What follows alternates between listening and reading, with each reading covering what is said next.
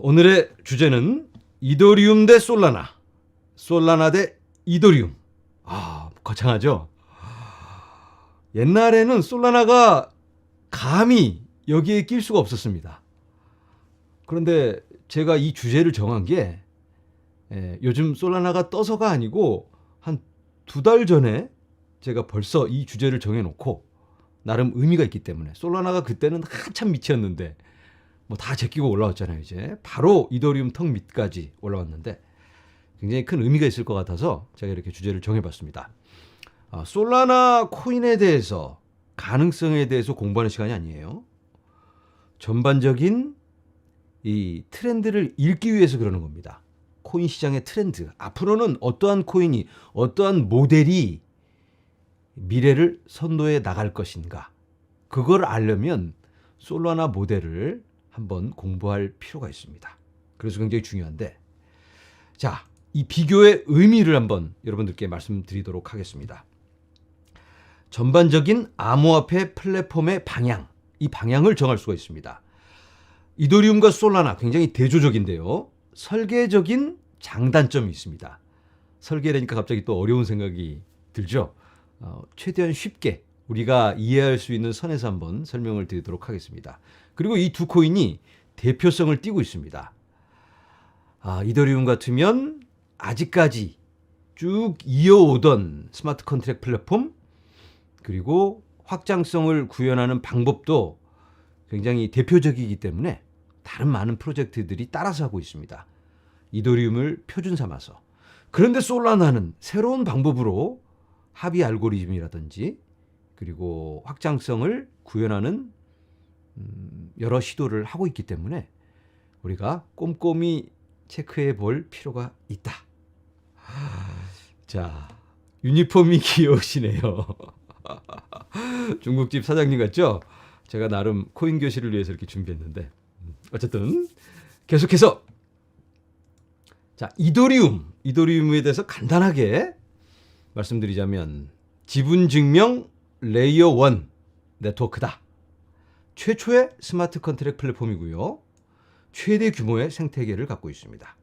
아까 말씀드린 것처럼 표준형 플랫폼이다. 그래서 거의 대부분의 프로젝트가 이더리움과 연결을 하고, 이더리움과 우리는 바로 호환이 된다. 이걸 굉장히 내세우고 있습니다.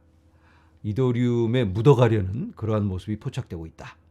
그리고 이더리움은 일단 이더리움에서 뭘 한다. 그리고 여러 기관들의 선택도 되고 있기 때문에 굉장히 중요하다. 이렇게 볼 수 있겠습니다. 자, 다음 솔라나. 솔라나는 지분 증명 레이어 1 플랫폼입니다. 이더리움과 똑같습니다. 이더리움과 똑같이 스마트 컨트랙을 구현하고요. 중요한 게 이제 이 부분일 텐데, 새로운 확장성 모델을 갖고 있고요. 무지막지하게 빠른 속도를 자랑합니다. 물론 솔라나보다도 더 빠르다, 그런 프로젝트도 있긴 합니다. 그런데 아직까지 어느 정도는 검증된 프로젝트 중에서는 가장 빠르다. 그리고 급성장하고 있는 생태계를 갖고 있다. 솔라나 지난달에 있었던 브레이크 포인트 이벤트 하이라이트라든가 영상을 제가 한 4일 동안 했는데, 거의 빼놓지 않고 다 봤는데 굉장히 분위기가 뜨겁습니다. 이 개발자들이라든지 또 솔라나 기반 위에서 뭔가 구현하려는 비즈니스 모델, 이런 것들이 굉장히 공격적이고 환희에 차 있는, 그리고 이제 개발자들도 뭔가 자기들의 꿈을 펼쳐보려는 그러한 의지가 보이는, 그러한 뜨거울 수밖에 없는 그런 분위기다, 이렇게 말씀을 드립니다. 그리고 이런 솔라나 핸드폰도 지금 구현이 되고 있기 때문에 여러 새로운 시도다.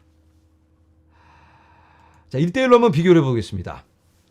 가장 중요한 부분일 것 같은데, TPS란 Transactions per Second, Transactions per Second, 초당 트랜잭션을 얘기합니다. 1초에 몇 개의 트랜잭션을 처리하느냐. 이더리움 같으면 13개를 처리합니다. 1초에. 솔라나는 지금 현재 2,700개 정도를 처리합니다. 차이가 많이 나죠. 그런데 솔라나의 트랜잭션과 이더리움의 트랜잭션은 좀 차이가 있습니다. 이더리움의 트랜잭션은 한 개의 트랜잭션도 여러 많은 정보를 담고 있을 수가 있고, 그리고 레이어 2 이런 데서 롤업이라고 묶어서 한꺼번에 보내는 그런 트랜잭션이 있을 수가 있고요.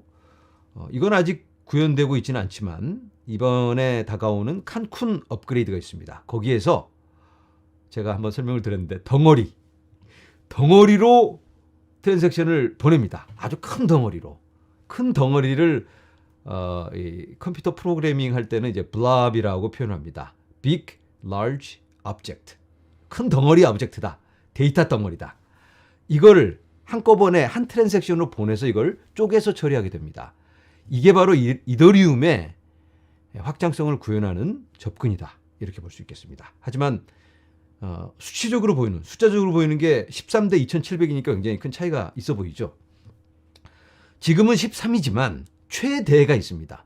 최대, maximum transaction per second. 그건 48. 솔라나 같은 경우는 65,000이라고 일단은 나와 있는데, 작년에 어마어마하게 많은 트랜잭션을 처리하다가 죽었습니다.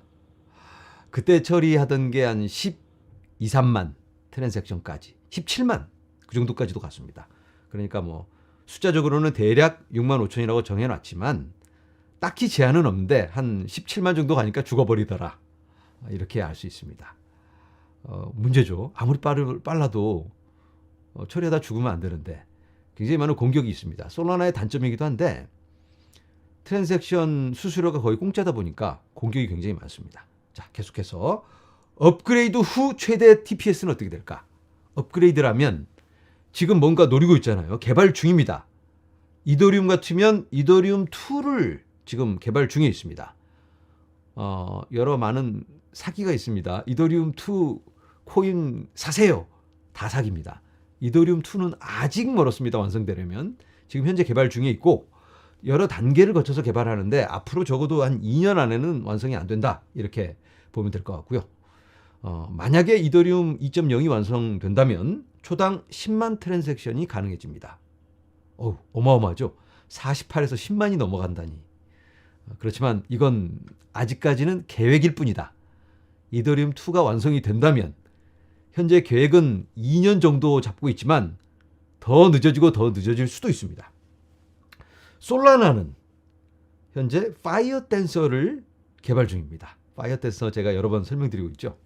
이 파이어 댄서가 성공적으로 완성이 된다면 그때는 초당 100만 트랜잭션이 가능하다. 100만 플러스입니다. 어마어마하죠. 듣기만 해도 자극적입니다. 이거. 야, 100만 트랜잭션 이러니 뭐 솔라나 분위기가 안 좋을 수가 없죠. 이렇게 된다는 게 아니고 이렇게 될 수도 있다니까. 제가 여러분들께 지난 강의 때 말씀드렸습니다. 이번 시즌에서 중요한 건 약속이다. 약속. 물론 기존에 해오던 걸 똑같이 하려면 그게 돼야 되는 건데 솔라나는 기존에 해오던 거는 벌써 어느 정도는 이제 검증이 된 상태인데 앞으로 또 이런 새로운 약속을 내놓고 있습니다. 새로운 약속. 새로운 약속이다 보니까 가슴이 설렐 수밖에 없다. 블록 타임이 있습니다. 블록 타임이란 하나의 블록을 만드는데 시간이 얼마나 걸리느냐. 그 다음 블록을 그 다음 블록 이더리움은 12초가 걸립니다. 이번 블록에 포함이 안 되면 그 다음 블록에 포함이 돼야 되는데 12초 후에 그 다음 블록, 또 12초 후에 그 다음 블록, 이렇게. 솔라나는 0.4초.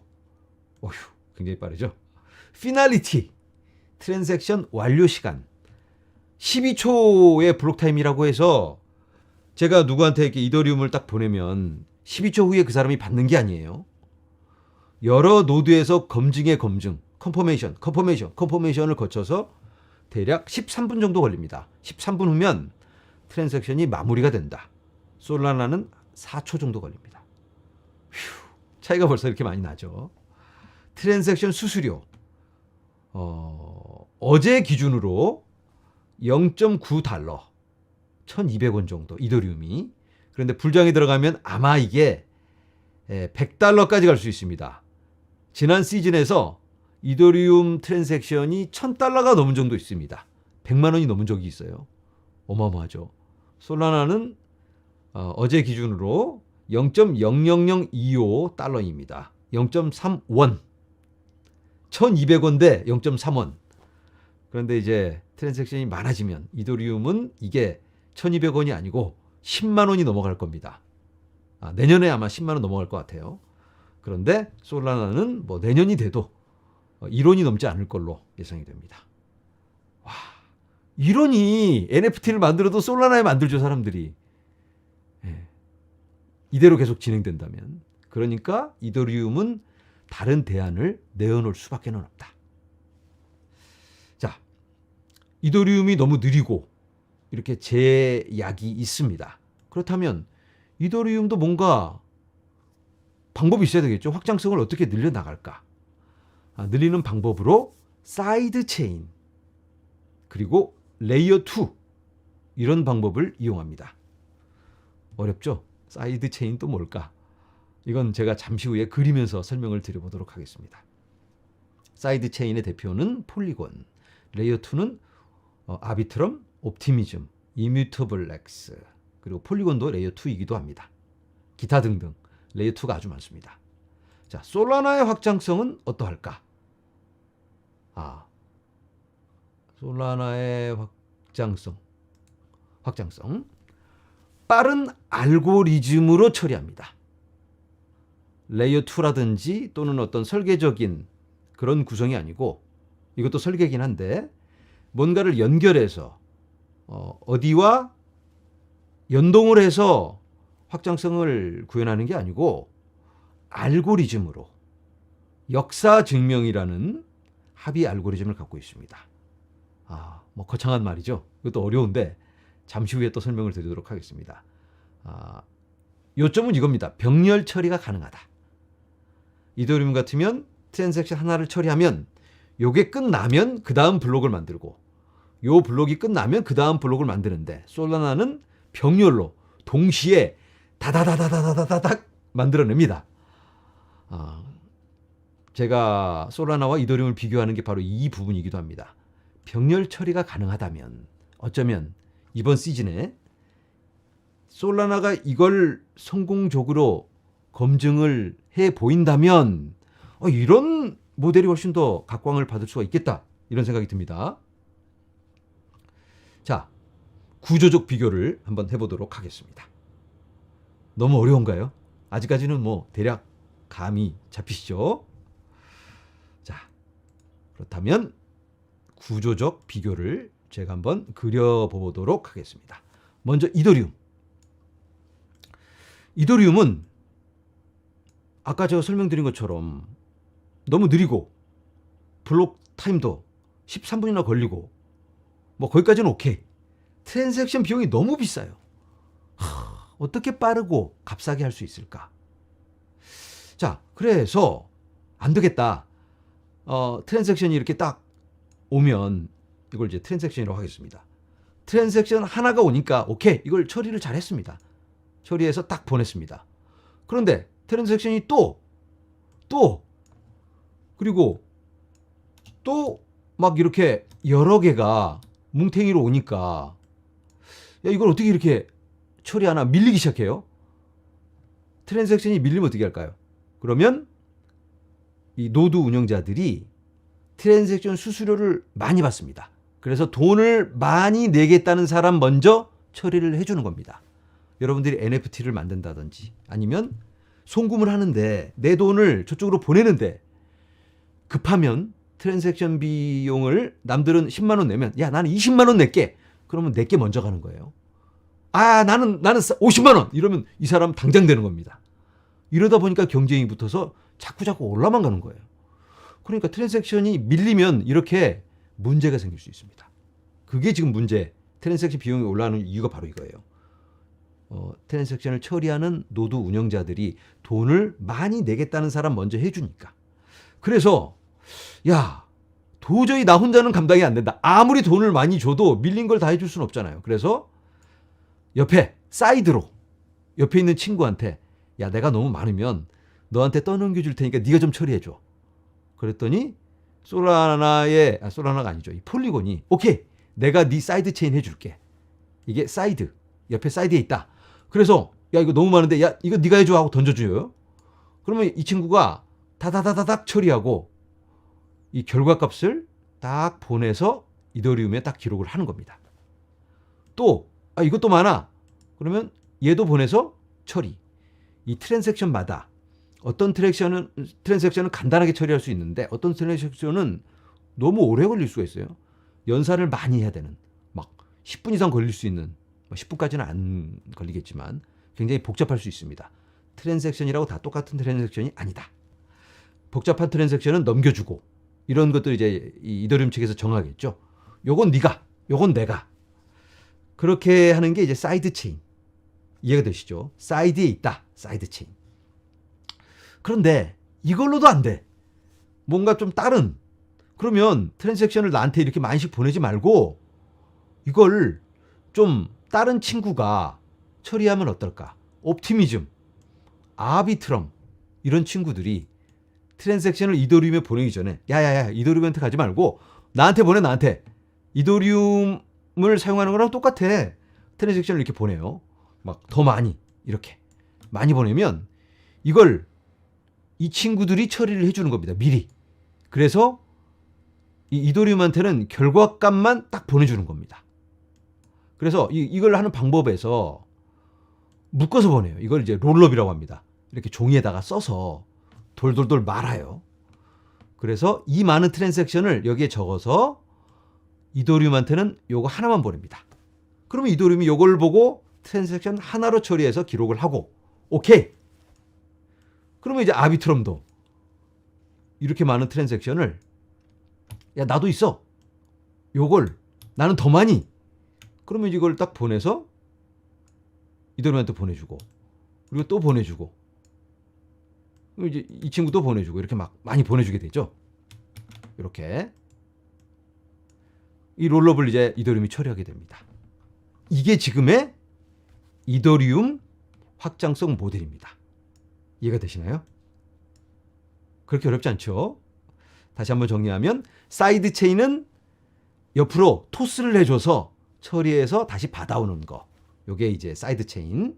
이렇게 보내줬다가 받아오기. 결과값만 받아온다. 그리고 레이어 2는 미리미리 이 친구들이 다 처리를 해서 하나로 묶어서 보내주면 이더리움은 요거만 정리를 한다. 이런 많은 롤업이 하나로 묶어지는 걸 덩어리, 블랍, 칸쿤 업그레이드에서 그걸 구현을 할 겁니다. 자, 이제 여러분들이 거의 대부분은 이해를 하셨다고 가정을 하고 이런 모델이다. 요걸 이제 구석에다 제가 몰아놓고 요게 이더리움. 솔라나는 그럼 어떻게 할까? 솔라나의 모델 이더리움과 비교했을 때 역시 마찬가지로 아까 그 어마어마한 트랜잭션 요걸 이제 가져오겠습니다. 솔라나는 이걸 어떻게 처리를 할까? 자, 솔라나 트랜잭션 일단 여러분들이 이해하기 쉽게 4개만 일단 넣도록 하겠습니다. 4개의 트랜잭션이 한꺼번에 오면 솔라나는 이거 이제 병렬로 처리를 합니다. 이걸 처리하고 얘가 끝나면 얘가 끝나면 얘 했더니 너무 오래 걸려요. 아무리 빨라도 기다려야 되니까 이 친구를 할 때. 그래서 솔라나는 번호를 줍니다. 번호표를 나눠줘요. 너는 1번, 너는 2번, 너는 3번. 그리고 얘는 4번이겠죠. 4번. 그래서 솔라나에서 트랜잭션이 막 오면 쳐다보지도 않고 내용은 번호를 탁탁탁탁 먹여줍니다. 막 번호만 처리해주는 그런 그 모듈이 있겠죠. 번호를 탁탁탁 처리해주고 그리고 이제 이 노드들이 여러 개가 있으니까 각 노드에서 그냥 순수하고 상관없이 자기는 자기가 맡은 트랜잭션을 처리합니다. 블록을 만들어요. 이걸 이제 블록을 만든다라고 이해를 하시면 됩니다. 블록을 만드는데 2번이 끝나기 전에 1번 블록을 그냥 만들어요. 노드가 3번을 만들고 4번을 만들고 순서하고 관계없습니다. 그러면 노드들이 막 자기가 맡은 블록을 만들고 이게 이제 1, 2, 3, 4라고 이제 표현을 했지만 몇천 개, 몇만 개가 될 수 있습니다. 그럼 만들면 솔라나가 이제 그 블록을 막 만들면 그걸 이제 이 순서에 맞게 이제 블록 체인이니까 연결을 해주는 겁니다. 순서를 다다다다닥 1, 2, 3, 4를 정해주는 겁니다. 뭉탱이로 들어왔지만 뭉탱이가 자동 정리가 되는 겁니다. 순서에 맞게. 그러면 한꺼번에 순서만 관리할 수 있다면 이걸 역사 증명이라고 한다. 순서만 관리할 수 있다면 충분히 병렬 처리가 가능해집니다. 역사 증명은 굉장히 어려운데 proof of history, 히스토리를 이제 역사라고 하니까 그 순서를 기억해놨다가 순서만 처리한다. 이게 하나의 이론이었습니다. 이렇게 해도 되겠네. 그걸 이제 솔라나가 직접 이 메인넷에서 프로덕션 환경에서 구현을 해보이니까 이게 되네. 그랬더니 무지 빨라져요. 그래서 솔라나가 이제 그걸 막 직접 해 보이고 직접 NFT도 만들고 이러니까 사람들의 시선이 솔라나를 무시하다가 에이 하다가 자꾸 이렇게 쳐다보는 거예요. 뒤로. 이게 진짜 되는 거 아니야 이거 혹시? 그런데 이제 솔라나가 진짜 되는 게 아니고 막 핸드폰까지 만들어서 핸드폰을 만든다는 건 굉장히 큰 의미가 있습니다. 자신이 있으니까 만들지. 이거 핸드폰 만들었다가 사람들이 시큰둥하면 야야 다시 취소 이렇게 할 수 없잖아요. 공장에서 막 열심히 찍어내고 막 만들고 지금 주문이 밀려 있습니다. 핸드폰 이거 살려면 지금 막 몇천 달러 내야 돼요. 이게 솔라나가 어느 정도 자신이 붙었다는 얘기겠죠. 이게 어느 정도 성공적으로 이렇게 구현이 되니까 이더리움 친구들이 땀을 흘리지 않을 수가 없다. 이더리움 친구들이 솔라나와 이더리움 모델이 이제 정확하게 비교가 되죠.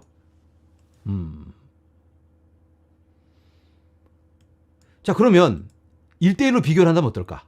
자, 아비트럼과 옵티미즘을 통해서 아까 말씀드린 것처럼 이런 묶어서 보내는 방법으로 솔라나와 대결을 해서 뭐 비슷하다면 괜찮겠죠? 그런데도 솔라나한테 밀립니다. 스피드가. 거의 뭐 완전히 뭐 몇십 배, 몇백 배가 밀리는 건 아닌데 지금 현재 아비트럼, 옵티미즘을 통해서 이렇게 롤업으로 보내졌을 때 속도가 지금 현재로는 대략 한 서너 배, 5배 정도 차이가 나고 NFT를 만들었을 때 가격 차이가 솔라나에서 구현했을 때 한 3배 정도 쌉니다. 폴리곤에서 했을 때보다도.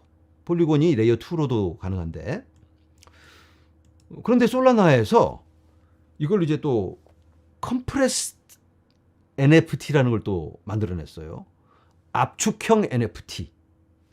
이야, 압축한다니까. 여러분들 옛날에 사진 한 장 보내면 사이즈가 어마어마했습니다. 그런데 이걸 압축하는 방법을 만들어냈어요. 초창기에는 압축이 없었는데. 그러니까 사진 한 장이 막 어마어마하게 컸는데 압축을 해서 JPEG이라는 걸 만들어서 슉 100배로 줄여버려요. 이야, 글씨 같은 경우는 압축을 하면 뭐 몇 메가의 막 책 한 권이 들어갑니다. 압축을 하는 경우. 솔라나에서는 압축형 NFT를 만들어냈습니다. 그랬더니 폴리곤에서 만들어낸 NFT보다 몇십 배가 싸집니다. 어떤 경우는 100배까지도 싸져요. 와, 이런 것들이 하나씩 나름 검증이 되고 있으니까 솔라나가 지금 각광을 받고 있습니다. 자, 솔라나가 굉장히 좋아 보이죠? 이렇게 설명을 드리니까.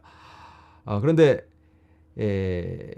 솔라나의 장점이 있는가 하면 단점도 있기 때문에 우리가 그런 부분도 한번 살펴봐야 되겠습니다. 어떤 단점이 있을까요? 여러분들이 딱 드는 생각이. 솔라나에서 이걸 이제 순서도 다 정해줘야 되는 거고 솔라나에서 모든 걸 다 관리를 하다 보니까 만약에 솔라나가 삐끗하면 어떻게 될까요? 그러면 전체 다 다운이에요. 이거 심각합니다. 아비트럼이 다운된다면 지난주에 다운이 됐어요. 아비트럼이. 인스크립션 때문에. 비트코인에서 하다 안 되니까 비트코인 수수료가 자꾸 비싸지니까 야, 좀 싼 데 없어 하다가 찾다가 아비트럼에서 막 어마어마하게 많이 이 개구리라든지 멍멍이 이 NFT를 만들었더니 아비트럼이 다운됐습니다. 그랬더니 뭐 아비트럼 다운되면 옵티미즘 쓰면 되니까 큰 문제는 없어요. 그런데 솔라나는 이게 집중돼 있다 보니까 이걸 이제 중앙화되어 있다고 표현할 수도 있겠죠. 노드가 중앙화된 건 아닌데 이런 모델이 솔라나 하나 삐끗하면 큰일 난다. 그리고 솔라나가 너무 값이 싸다 보니까 공격이 많습니다. 거의 공짜다 보니까 막 쓰레기 같은 NFT를 막 보내요. 막 수백만 개를 보내도 얼마 안 비싸니까 이런 공격이 있을 수가 있어요. 너무 싼 거에 폐인데 그런 걸 막기 위해서 솔라나의 수수료를 좀 올려야 될 필요가 있어요. XRP 같은 경우가 그래요. XRP 수수료가 있는 게 0.00001 XRP입니다.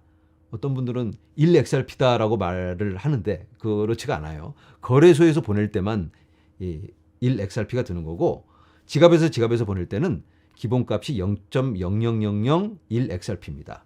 그걸 한 이유가 너무 공짜로 한다든가 너무 싸게 하면 무작위 공격이 있을 수 있기 때문에. 근데 솔라나는 뭐 XRP보다 더 싸니까 무작위 공격이 있었어요. 그런데 요즘은 솔라나가 다운이 잘 안 됩니다. 그걸 해결했을까? 그게 미지수입니다. 아직까지 다운이 안 됐다. 이거지 내년에도 다운이 안 된다라는 보장은 없습니다. 지금 똑같은 모델로 간다면 뭐 나름 업데이트를 했다고는 합니다. 그런데 이제 거기에 변수가 있다. 그리고 솔라나가 이제 그걸 근본적으로 해결하는 방법은 파이어 댄서입니다. 수수료가 싸도 무작위 공격이 와도 그만큼을 다 처리할 수 있다면 문제가 없습니다. 초당 100만 트랜잭션이 넘게 가능하니까 파이어 댄서가 성공적으로 돼야 됩니다. 어쨌든 솔라나의 이 커다란 숙제라고 할 수 있겠습니다. 자, 다시 이제 화면으로 돌아와서 자, 구조적 비교를 우리가 해봤습니다. 어렵지 않죠? 워낙 제가 또 쉽게 설명을 드리니까 이거 설명드리려고 제가 다 그림 그려가면서 연습했습니다. 자, 그렇다면 그 다음 단계에서 확장성 모델 다시 한번 복습. 이더리움은 분산형이다. 팀워크로 한다. 솔라나는 하나의 슈퍼체인을 추구합니다.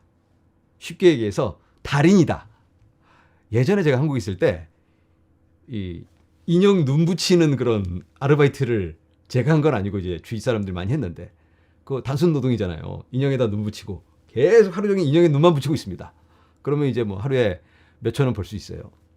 그런데 이걸 이제 여러 명이서 막 나눠서 하잖아요. 어떤 사람은 눈 붙이고 어떤 사람은 귀 붙여서 이제 인형을 만드는데 달인이 막 슈퍼 눈 붙이기 달인이 있다면 이 사람은 막 남들은 하루에 눈을 100개 붙이는데 하루에 10,000개 붙이는 달인이 있어요. 그러면 다다다다닥 붙여요. 그러면 인형 눈을 하루에 100개 붙이는 사람하고 10,000개 붙이는 사람이 있다면 100배 차이잖아요. 그러면 이 100개 붙이는 사람 100명 데려와서 팀을 만들면 비슷해질 수 있죠. 어떤 게 더 좋은 선택일까요? 효율성으로만 따지면 한 명이 10,000개 붙이는 게 더 효율적이에요. 왜냐하면 100명을 사람을 고용을 하면 문제가 생기고 이 사람이 안 나오기도 하고 관리해야 되고 이 사람 관리하는 사람을 또 고용을 해야 되고 이 사람들 또 다 앉아서 밥 먹으려면 또 쉬는 시간 줘야 되고 골치 아파요. 한 명의 달인이 더 낫다. 그런데 한 명의 달인이 아프면 어떻게 되나? 문제가 생깁니다. 그래서 이 모델이 우리는 달인을 원할 건가? 한 명의 달인 아니면 팀워크를 잘 구성해서 팀을 잘 하는. 그런데 이제 확장성을 또 생각해 보면 한 명의 달인이 눈을 10,000개를 붙였는데 10만 개를 붙여야 되는 상황이 오면 어떻게 될까요? 문제가 생길 수 있겠죠. 100만 개를 붙여야 된다면. 그러면 이게 설계적인 도전이 있을 수가 있어요. 그런데 팀으로 구현한다면 100명으로 10,000개 붙였다면 10,000명을 고용하면 되잖아요. 그렇게 생각하니까 훨씬 더 이 이더리움 모델이 미래적인 안정적인 모델이다라고 볼 수 있습니다. 설계적으로만 봤을 때는 소프트웨어를 설계하는 사람의 관점으로 봤을 때는 이 팀을 여러 명 데려오면 되잖아요. 이 달인을 그러면 이쪽 모델은 달인을 여러 명을 또 포섭을 해야 됩니다. 이쪽 슈퍼체인 모델은. 그러면 이제 솔라나 같으면 이 솔라나와 비슷한 그런 체인과 체인 링크를 통해서 연결하면 되겠죠? 그런 방법이 있습니다. 솔라나만큼 빠른 아니면 또 솔라나가 이 슈퍼 달인이 되면 되겠고, 일단은 파이어 댄서를 통해서 초당 100만 개 인형 눈을 붙일 수 있는 그런 달인을 일단 만들고 100만 개에서 또 1000만 개를 만들어야 된다면, 눈을 붙여야 된다면 인형 눈을, 그러면 그때 가서는 어쩔 수 없이 다른 체인과 연결을 해서 하면 되는 거니까. 어쩌면 초당 하루에 1000만 개의 눈을 붙일 만한 수요가 없을 수도 있고, 그런 관점에서 보면 우리가 이 모델의 정확한 비교를 할 수 있을 것 같아요. 이해가 되시죠? 와닿죠? 피부에 싹 와닿게 여러분들께 제가 설명을 드리잖아요. 이렇게. 칭찬해 주세요. 자, 인형 눈을 붙이는 달인을 원하느냐, 팀을 구성하느냐, 이 모델인 겁니다. 그렇다면 어떤 게 더 좋은 모델일까?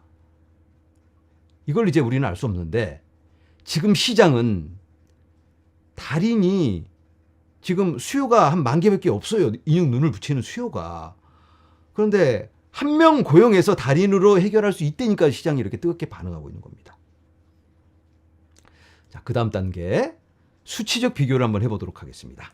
수치적 비교.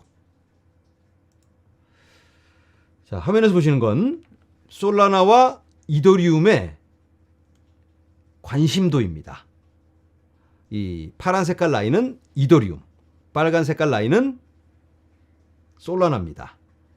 지난 1년을 비교한 건데, 보시는 것처럼 이더리움에 대한 관심이 압도적으로 높습니다.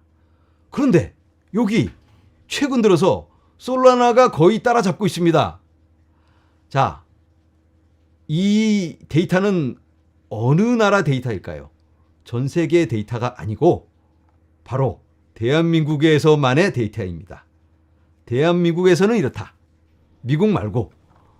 제가 영어로 이더리움 솔라나를 넣었더니 조금은 다릅니다. 그래서 한글로 이더리움 솔라나, 그리고 대한민국만을 골라봤습니다.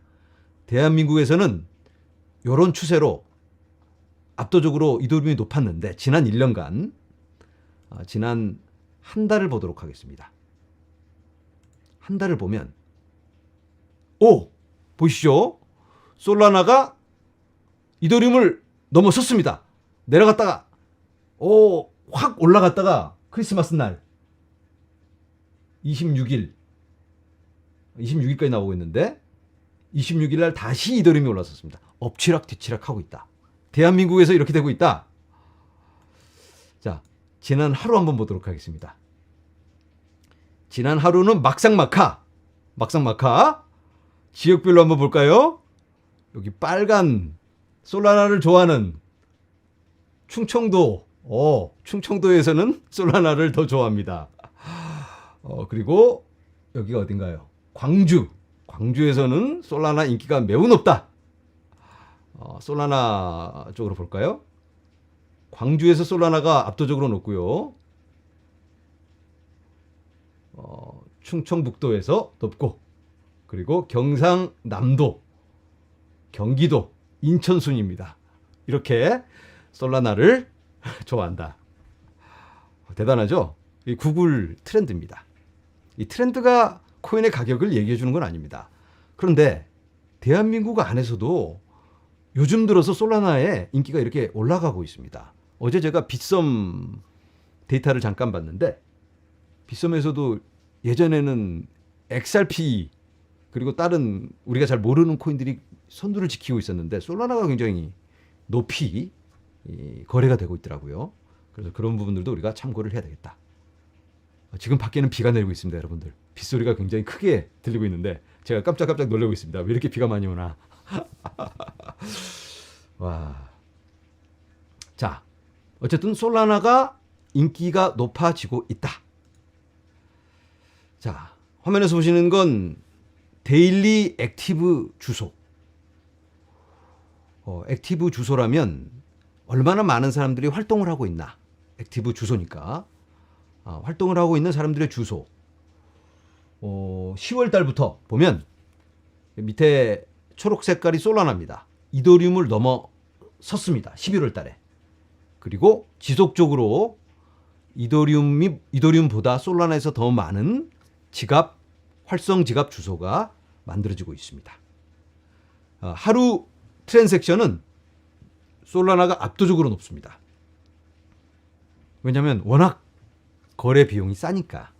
그래서 솔라나에서 트랜잭션 비용이 싸니까 이렇게 많은 트랜잭션이 이루어지고 있다.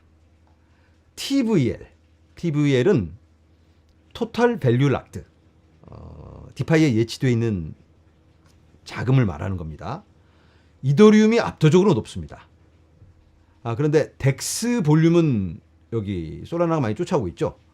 덱스에서 사용하고 있는 거. 그런데 이제 제일 중요한 건, 정작 중요한 건 이제 얼만큼 묶여 있느냐가 굉장히 중요합니다. 여기 화면에 파란 색깔이 이더리움입니다. 솔라나는 2.67%, 이더리움은 53.65%. 그런데 여기 보면 아비트럼도 있죠. 옵티미즘. 이게 다 이더리움이랑 마찬가지입니다. 그래서 이걸 다 합치면 뭐 이더리움이 다 먹고 있다, 이렇게 볼 수가 있습니다. 워낙 많은 자금이 이더리움에 묶여 있기 때문에 코인의 가격도 역시 이더리움을 거기다가 그냥 묶어 놓은 겁니다. 그만큼 믿고 맡겨놓고 있고 그만큼 많은 활동이 이루어지고 있다. 그래서 역시 디파이의 표준은 이더리움이고, 솔라나가 이더리움을 이런 수치까지 넘어서려면 이번 시즌에는 어렵다, 이렇게 볼 수 있을 것 같아요. 자, 수치적인 비교를 우리가 해봤는데, 자, 이더리움의 장점을 한번 확인해 보도록 하겠습니다. 독보적인 규모의 생태계를 가지고 있죠. 아까 우리가 디파이를 한번 확인해 봤는데, 디파이 말고도 이더리움 기반 위에 있는 프로젝트의 개수가 손으로 셀 수가 없습니다. 한 화면에 담을 수 없을 만큼 그렇게 많은 프로젝트와 모든 개발의 표준이 되고 있고, 또 어떠한 개발에 연동을 한다면 EVM 컴패터블이다. 우리는 이더리움과 호환이 되는 EVM, 이더리움 버추얼 머신, 가상 머신. 우린 그게 된다. 이게 굉장히 중요합니다. 이더리움과 되느냐 마느냐. 그리고 기관들의 선택이 되고 있습니다. 유동성이 워낙 풍부하다 보니까 기관들이 아무리 좋은 코인도 규모가 작으면 거들떠보지도 않습니다. 왜냐하면 아무리 수익을 많이 봐도 이걸 팔려고 그러는데 갑자기 팔다가 가격이 떨어져 버리면 안 되잖아요. 그래서 유동성이 풍부한 코인을 선택을 할 수밖에 없습니다. 이 솔라나가 아무리 높아도 이더리움 시총과 비교할 수가 없기 때문에 그만큼 장점이 있고, 또 제도화의 과정에서 이더리움 ETF가 바로 줄을 서 있죠. 그런 부분도 굉장히 큰 몫을 하고 있다. 이게 이더리움의 장점이라고 볼 수가 있겠고, 솔라나의 장점은 효율적인 생태계다. 그리고 개발자, 커뮤니티의 급성장. 너무나 뜨겁습니다. 제가 만약에 20년만 젊다면 솔라나 기반에서 아마 개발을 하고 있을지도 몰라요.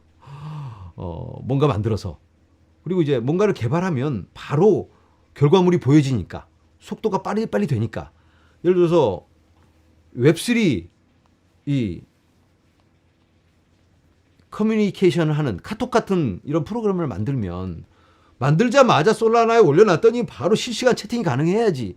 이거 뭐 하나 보내면 트랜잭션 비용이 뭐 어마어마하게 비싸다든지 막 기다려야 된다든지 이러면 얘기가 안 되는데, 바로 피드백이 나오니까 솔라나 기반의 개발자들이 굉장히 뜨겁다. 그리고 기관들의 관심이 급상승을 하고 있습니다. 캐시우드가 지지난주에 나와서 이더리움 다음으로는 솔라나를 쳐다보고 있다, 이렇게 말을 하는 바람에 또 펌핑이 한번 있었죠. 그러한 장점이 있다. 그런데 이제 제가 아직까지 말씀드린 내용으로 보면 솔라나가 너무 좋아 보여요. 이더리움 장점도 말씀드렸지만, 그렇지만 솔라나에게는 커다란 변수가 있다. 아직은 검증이 되지 않았고, 이런 안정성이 검증이 되지가 않았습니다. 잦은 다운타임, 툭 하면 다운되는데 아직 다운이 안 된 거지. 2023년에는 한 번도 다운이 안 됐습니다. 놀랍습니다. 그런데 또 불장이 와서 더 많은 트랜잭션이 솔라나에서 만들어진다면 막 가격이 떡상하다가 솔라나 다운하면 에이씨 하고 떨어질 수도 있는 겁니다. 그래서 그런 부분이 변수다. 그리고 파이어 댄서의 개발 변수가 있습니다. 제가 파이어 댄서를 굉장히 무게 있게 다루고 있는데 너무나 중요합니다.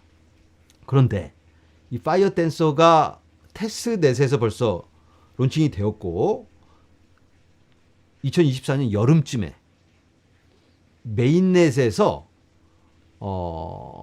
파이어 댄서가 아닌 테스트용 버전이 메인넷에서 론칭이 됩니다. 그러면 이제 또 그때 뜨거워지겠죠, 사람들이. 그런데 이제 이 테스트 버전이 어느 정도의 결과물을 보여줄까? 굉장히 큰 변수고, 파이어댄서가 약간 실망스러운 결과물을 보여준다. 그러면 이제 떡락입니다, 솔라나는. 그래서 이제 굉장히 이게 중요하다. 그리고 파이어댄서가 오, 되네! 이러면 난리가 나는 거죠.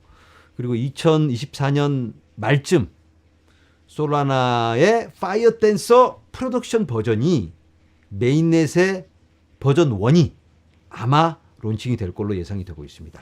어디까지나 계획입니다. 근데 바뀔 수도 있고, 그런 계획이 일단 발표가 되니까 솔라나가 이렇게 뜨거운 겁니다. 그래서 지금 솔라나의 가격 움직임, 이건 예전에 제가 말씀드린 것처럼 약속이다. 이러한 약속을 해주고 있으니까 날짜까지 잡아가면서 100만 트랜잭션을 약속하니까 거기에 대한 반응이다. 이렇게 이해를 하셔야 됩니다. 실제로 그렇게 돼서 가격이 오르는 게 아니다.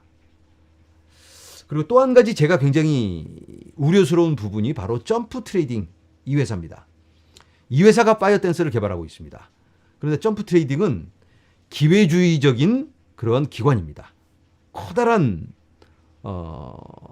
개발도 하고 있지만 투자 기관이에요. 이 자회사로 점프 캐피털이 있고, 그 점프 캐피털 밑에 트레이딩이 있고, 거기서 이제 개발 팀이 있어서 개발을 하는 건데, 먹는 게 있으니까 또 이런 어마어마한 개발을 하고 있겠죠. 돈도 어마어마하게 투자를 해서 싹 다 갈아엎고 개발 언어까지 바꿔서 파이어댄서, 솔라나 클라이언트를 만들고 있습니다. 그런데 이런 기관이 들어와서 개발을 해서 뭔가 내놓는다면 보나마나 크게 한몫 챙길 텐데, 막 가격 떡상하면 아마 수익 실현을 크게 할 것 같은 예감이 들어요. 그래서 솔라나가 막 미친 듯이 오른다. 그러면 이렇게 오르면 이렇게 수익 실현을 우리는 해야 된다. 이렇게 말씀을 드리는 겁니다. 혹시 투자를 하실 계획이 있으시다면 굉장히 중요하다. 솔라나는 2024년에 굉장히 큰 주목을 받을 것 같습니다. 이러한 아이템들이 준비되어 있기 때문에. 그런데 우리가 표면적으로 발표되는 그런 수치, 뉴스에만 초점을 맞추지 말고 이러한 변수에 꼭 관심을 갖고 주의를 기울여서 적정 타이밍에 수익 실현을 해야 된다라고 말씀드립니다. 자, 솔라나의 성공에 큰 의미가 있습니다. 이제 지금까지는 투자적인 변수 이런 것들을 살펴봤는데, 이제는 솔라나만이 아니고 그 의미를 한번 살펴보도록 하겠습니다. 솔라나가 성공한다면 이더리움은 뭐 성공합니다. 이대로만 가도 성공할 거고 잘 될 겁니다. 그런데 솔라나의 성공은 어떤 의미가 있을까? 레이어 2 모델의 퇴보를 의미합니다. 오, 이건 또 굉장히 충격적이죠. 레이어 2 모델의 퇴보라면 아까 제가 설명드린, 그림으로 설명드린 인형 눈붙이기에 팀을 구성해서 만드는 방법. 이 팀을 100명을 고용을 했더니 이 100명을 관리할 매니저가 필요하고, 이 사람들 월급을 줄 회계사가 필요하고, 어쩌면 한 명의 달인이 더 나을 수도 있겠다라는 그러한 결과물이 시장에 보여진다면, 뭐야, 100명 고용할 필요가 없네. 우리는 달인을 여러 명, 100만 못해도 10,000명 아니고 우리는 그냥 1,000명만 하는 달인을 한 여러 명 할래. 이런 모델이 생길 수도 있어요. 그러면 레이어 2 모델에 심각한 도전이 될 수가 있습니다. 그렇다면 슈퍼체인의 시대가 열리는 겁니다. 솔라나 같은 애들이 너도 나도 비슷한 모델의 부상, 솔라나와 비슷한 모델을 가진 코인은 세이, 앱토스, 수이 이런 코인들이 있습니다. 세이가 어제 막 떡상을 해버렸는데, 이런 것들의 공통점은 병렬 처리가 가능하다. 이렇게 볼 수 있습니다. 솔라나가 병렬 처리하니까 병렬 처리로 이렇게 빨리 해? 그럼 우리도. 그리고 이제 이런 또 병렬 처리는 아니더라도 이더리움 2에서 구현하려는 니오 프로토콜 같은 경우는 이더리움 2에서 하려는 샤딩을 벌써 완성을 했습니다. 그런데 이더리움과 같은 생태계는 없습니다. 그래서 사람들이 거기에 프로젝트를 론칭을 하지 않으니까 별로 관심도 없고, 니오 프로토콜 같은 경우는 시큰둥한데 요즘 또 갑자기 관심을 받는데, 그러면 자체 메인넷에서 이더리움 2라든가 레이어 2라든가 사이드 체인에 의존하지 않은 모델도 충분히 좋다. 그렇다면 또 그런 모델도 좋아질 수 있다. 그러한 의미를 솔라나 성공이 말해줍니다. 그래서 굉장히 우리가 주의 깊게 봐야 되는 거예요. 솔라나가 잘 안 되면 레이어 2가 대세인 겁니다. 솔라나가 잘 되면 레이어 2가 약간 시큰둥할 수 있다. 솔라나 실패의 의미는 그렇다면 레이어 2 모델의 발전과 체계화를 의미할 수가 있겠고 슈퍼체인보다는 분할과 호환이 더 중요하다. 전망에 대해서 한번 살펴보도록 하겠습니다. 솔라나가 지금 이더리움 킬러로 주목이 되고 있습니다. 솔라나가 2위 탈환 가능성이 있을까? 이게 우리는 가장 중요하겠죠. 그러면 솔라나가 이더리움을 제낀다면 앞으로 몇 배가 올라가야 되는 건가요? 막 지금부터 10배 넘게 올라야 되겠죠. 가능할까요? 분위기가 뜨거우면 뭐 가능할 수도 있겠죠. 개인적인 생각은 어렵다. 어렵다고 생각을 해요. 이번 시즌에서는. 그렇지만 가능성만을 보여준다면 비슷하게는 갈 수 있겠다. 그런데 뭐 이더리움 자리를 뺏는 게 중요한 게 아니고 근처만 간다고 해도 어마어마한 상승을 얘기하는 거잖아요. 그럴 가능성은 있어요. 솔라나가 이번 시즌에 이더리움보다는 훨씬 더 높은 성장률을 보여줄 수는 있다. 그 부분은 공감을 합니다. 다만 변수가 많다. 아까 제가 말씀드린 그런 이유로 이더리움 시장 점유율 이걸 넘어서기는 어렵습니다. 어렵고 그리고 여러 다른 개발의 표준은 그래도 이번 시즌에서는 이더리움일 수밖에 없다. 그래서 이더리움이 솔라나가 아무리 잘 나가도 이더리움이 무너지지는 않아요. 큰 견제를 받지는 않습니다. 그래서 이더리움을 홀딩하시는 분들도 솔라나가 좋은 건 이더리움한테 악재는 아니에요. 모델적인 도전이 있는 거지 이더리움은 계속 성장을 합니다.